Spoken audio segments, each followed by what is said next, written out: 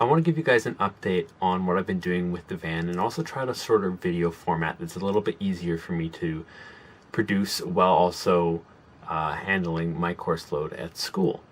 So this week I've really focused on mechanical issues. I still have a list of things that really need to be looked at, and I've sort of been checking those off one by one in sort of ascending order of difficulty, starting with small things that I think I could handle.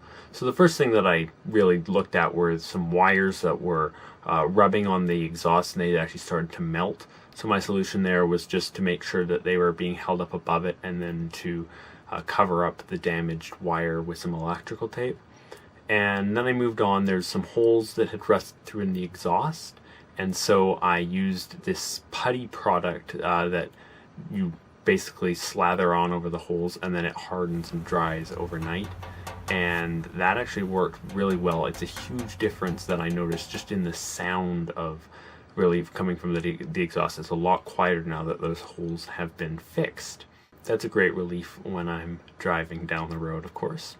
And then for the marker lights on the rear top part of the van, they all went out, and I did some tests, and it basically corrosion in the actual part was to blame, so I couldn't fix it with rewiring or anything like that, so I actually had to buy new lamps, and that ended up costing me a fair bit.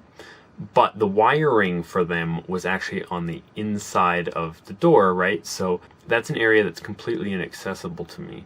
So I ended up having to remove the top of the Dutch door so I could get access to that part from the inside. When the roll-up door is closed, it actually cuts that area off completely.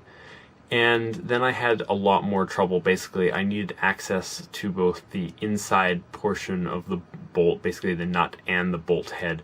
So I ended up removing the connections, basically just taking the bolts out of the hinges on the roll-up door, and that let me take that top panel and just slide it into the inside of the van while I worked on it. So it looked really funny. Basically, I had to take apart 2 doors to get access to this thing, and eventually I was able to get all the rewiring done for the new lamps, and that worked out really, really well. So now all of my lights are working correctly, which is a pretty big, safety concern.